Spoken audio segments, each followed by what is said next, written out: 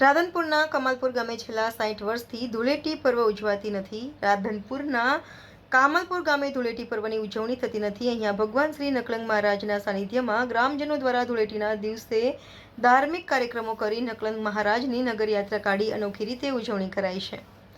આ ગામમાં ધૂળેટી પર્વ ઉજવાતી નથી, જેને લઈને ભગવાનના ધાર્મિક કાર્યક્રમો જોવા માટે અને એમાં ખાસ નગરયાત્રા જોવા આજુબાજુના ગ્રામ્ય વિસ્તારના લોકો મોટી સંખ્યામાં જોડાયા હતા। કમાલપુર ગામમાં વર્ષોની પરંપરા મુજબ આજે પણ યથાવત છે। કમાલપુર ગામમાં ધૂળેટીના દિવસે કોઈ રંગોત્સવ કે ગુલાલ ઉડાવતું નથી। અહીંયા ધાર્મિક કાર્યક્રમથી ઉજવાય છે ધૂળેટી પર્વ।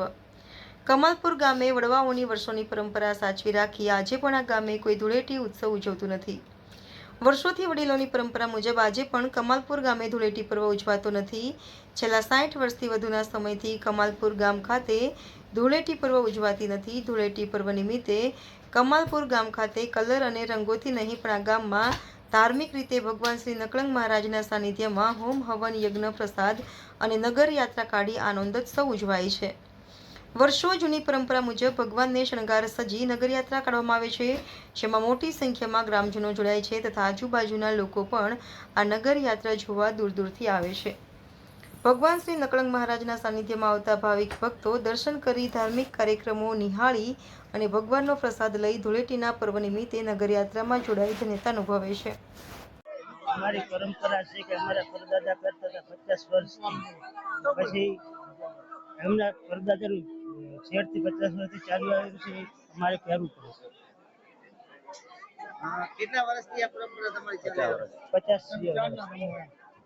50 વર્ષોથી પેઢીઓથી ચાલતું જ આવે છે। એમ કે નકરજ ભગવાન ઝીલવા નીકળે પછી બધા લોકો અમે હામયો લઈને આવીએ છીએ સામે અને નકરજ ભગવાનને નવડાવીએ છીએ અને વર્ષો જૂની પરંપરા છે આ બધી।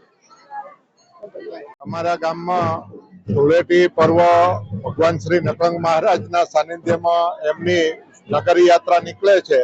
એ નિમિત્તે આજુબાજુના ઘણા બધા ગામોમાંથી ખૂબ મહેમાન આવે છે।